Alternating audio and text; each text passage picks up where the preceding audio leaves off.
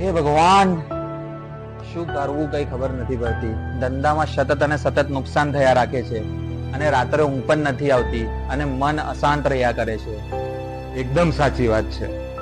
મારે પણ ઘરમાં નાની નાની બાબતોમાં કકડાટ થયા કરે છે અને શાંતિ નામની કોઈ વસ્તુ જ નથી. અમુક વખત તો એવો વિચાર આવે છે કે આત્મહત્યા કરી લઉં. શું કરવું કઈ સમજ નથી પડતી. અરે મનીષભાઈ, તમારી તો વાત જવા દો. મારી ઉંમરના યુવાનો માટે તો ભણતર અને નોકરીમાં એટલું બધું ટેન્શન છે કે અમુક વાર તો ડિપ્રેશનમાં આવી જવાય છે. આટલી બધી મહેનત કરવા છતાં કોઈ યોગ્ય માર્ગ નથી મળતો.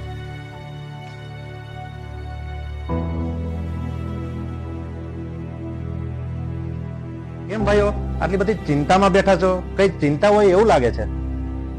અરે રવિરાજભાઈ, શું કેવું તમને, જીવનમાં ચારે તરફથી સમસ્યાઓ છે.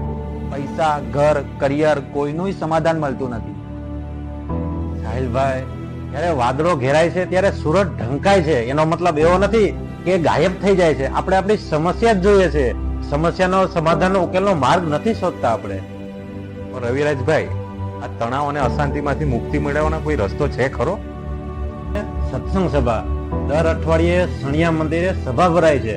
ત્યાં સંતો અને વિદ્વાનોના મુખેથી ગુરુજીના વિચારો સાંભળવા મળે છે. સાહિલભાઈ, સત્સંગમાં જવાથી મનને શાંતિ અને સાચો નિર્ણય લેવાની શક્તિ મળે છે.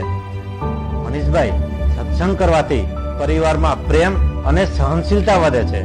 અને યશભાઈ, આપણા જેવા નવયુવાનો સભામાં જાય તો સાચી દિશા અને સંસ્કાર મળે છે. અરે મનીષભાઈ, તમને શું લાગે છે, સત્સંગથી આપણી આ બધી જે મુશ્કેલીઓ છે તે દૂર થઈ શકે છે? સાંભળો યશભાઈ, સત્સંગ એ કઈ જાદુ નથી. સત્સંગથી મન અને બુદ્ધિ એટલા મજબૂત બની જાય છે કે મોટી મોટી મુશ્કેલી પણ નાની લાગવા માંડે છે. અને સાચી દિશા આપનાર તો ગુરુજી છે.